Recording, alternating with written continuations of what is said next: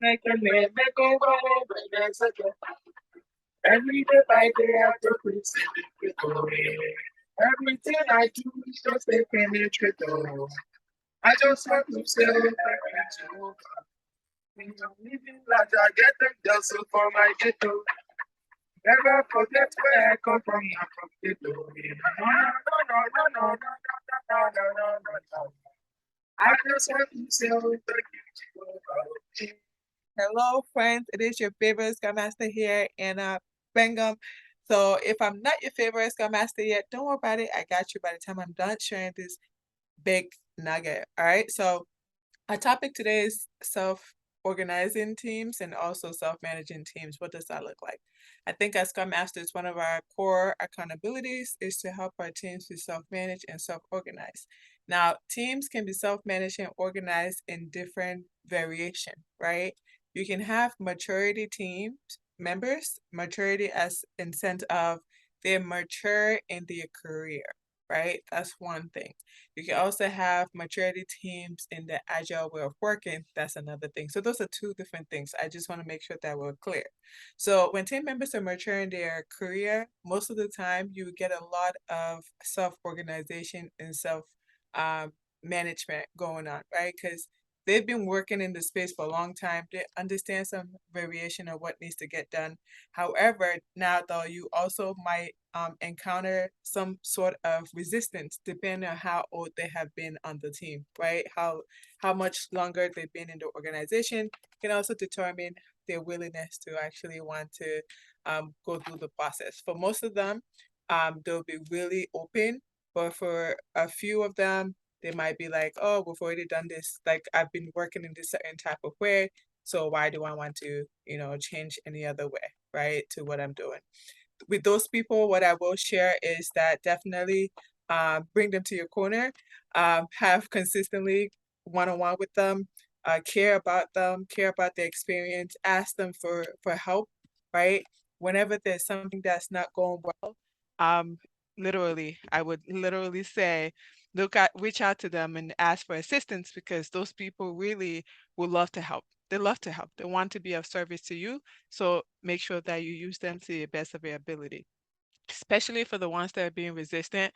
When you start speaking to them in a manner where it's inclusive and asking direction and asking them what they're willing to try and what how the team can improve their way of working, it really makes them feel a lot better. They feel welcome, they feel respected. Now, self-managing and organizing, what does that look like? What it looks like is that if a Scrum Master is not on the team or Scrum Master or PO is not on the team still, the event and everything else still needs to go forward, right? So one of the ways that is very important for you as you are starting to lead your team, as you get started with a new team or not, just make sure that you have gone through all of the 5 events and really highlight what the roles and accountabilities that goes with them. Have discussion. Okay, product owner, this is the product owner roles and accountability based on Scrum. This is the Scrum Master role. This is the developer role. Also go through individual team um, subject matter expert, right? And just talk through how each of those people relate to each other. How wait, there's clarity. I cannot stress this enough. Majority of problems normally happen when team is unclear as who is doing what, right? So if you have those conversations with each other, it's really important for you guys to be able to move forward and you to go on your vacation and never worry about if the team is gonna make it or not make it. Like I never have to worry. It doesn't matter how new the team is, worry about going on vacation because I know the team will always rise up to the challenge and also follow the processes as they're expected to. Okay, so one of the other things that I really want to touch on is that once you've definitely go around to forming that foundational right knowledge with them. There's no expectation on what each of them are supposed to do from their individual role and what it look like to be on a Scrum team as a developer. It's really important for you to go back to those events and showing them who is responsible for what and how they can work together. For example, sprint planning, I normally have the product owner as the point of contact, right? That person is accountable for that meeting. However, I can also facilitate the meeting with the product owner. What does that look like? Maybe before we get to the meeting, we've already discussed the priority before getting to the meeting.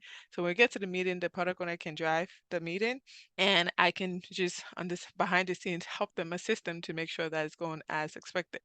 I tend to allow the product owner to do that just because they know the most relevant information and priorities, so they can go up and back the board, and there's a flow for communication. Especially if I'm new, I really would like the product owner to get comfortable with that. In the behind the scenes, definitely supporting them. So going back to when it's time for you to go on leave, you need to also identify um, which of the events will need to be worked on, and which of the events, like meetings that you have outside of your 5 events on the team, and who is going to be responsible for. What I have done so far, and the reason why it's so important for us to have this to have mutual trust, have a level, some type of a level of maturity together, is that it helps us to have better understanding to achieving the goal, right? The goal is that we need to deliver uh, working software at the end of the quarter, right, for the for our customers. So we know what needs to get done, and now is how we go about it is really important. So if I'm on leave, I'll be on leave soon for 2 weeks. All I really did was I listed everything that I know from events perspective that I know we need to do. All the Scrum events, the daily Scrum, all the how many planning we have, which is going to be one retro, and review, and also refinement.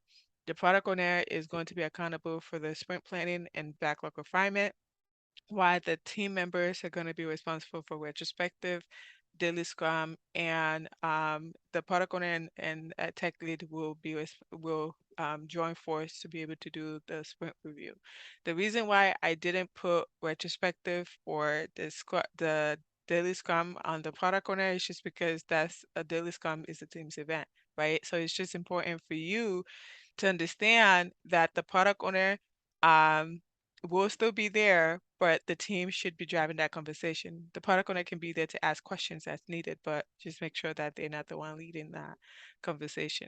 The other thing for retro is the team's problem. The team is the one who is essentially going to be facilitating that session to identify improvements that they want to have. So at the end of the day, we have 10 team members. All of those 10 team members were able to identify which day they'll be interested in facilitating and leading any of the meetings that the product owner or the tech lead was not taking. Okay. And we also identified the outside of meetings that I used to attend from Scale Daily Scrum um, and Meta Scrum events, the product owner or the tech lead or product lead was going to be attending that. So I just wanted to share that information with you because I think it's really important for us to help our teams to stay self-organized and manage, not become too dependent. I'll always be there, and I know that there will be learning for the team when I come back. But I'm happy to discuss that with them and see how we can improve in the future.